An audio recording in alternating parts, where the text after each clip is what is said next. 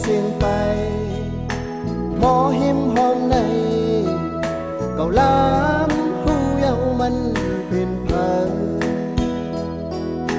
พอยินเสียงครูหมอปันมนโนก็วอหูเยามันเป็นก้อนเลยตาเสียามเป็นแม่เจ้าเอิ้นมามีดังหลักแหลมมีดังหุ่นแก่ตาเสียามมีก็สั่งสอนมาศพวางหมอทองคำห่างเหี่ยวหอ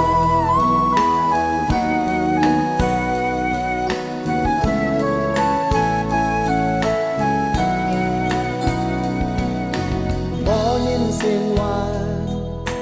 หมอมาดักข้างกองล้านหูเยามันเป็นเพิงบ่ยินเสียวหอดมทองมาสองก็บ่หูเยามันเป็นก้อนเลยตาสีเป็นยามเป็นแม่เฮือนมามีดังเล็ดพายมีป้าดังอาตาสียามก้อนลองกันนะเฮดีดังโอนอ่อนคำห่างเหี่ยวหอนเฮาจอมอามก็อันเป็นนางตำวาเนื้อมือมีลุกแสงลีจึงเลือกหันมีมาบทสั่งหมวดไว้เสี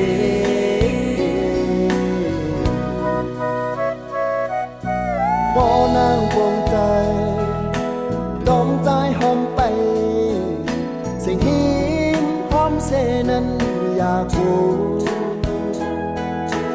ข้าวดังไก่ไก่ใจง่ายนั่นใด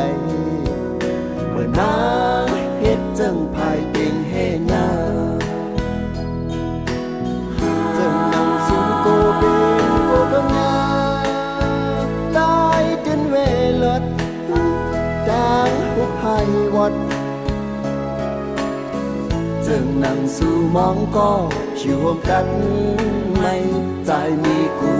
ยอมยิ้มห่างเหี่ยวหอ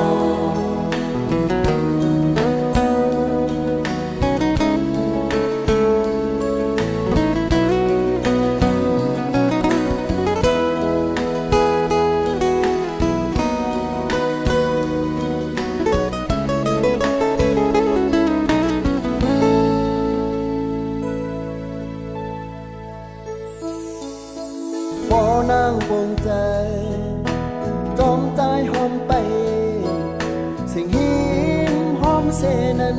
อยากรู้ข้าวดังไก่ไก่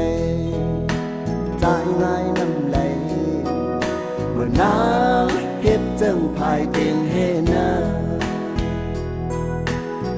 จึงนั่งสูงโกเป็นโกทนยาใจจนเวลดดังหุบให้วัดจึงนั่งสู่มองก็อยู่ร่วมกันไม่ใจมีกูยอม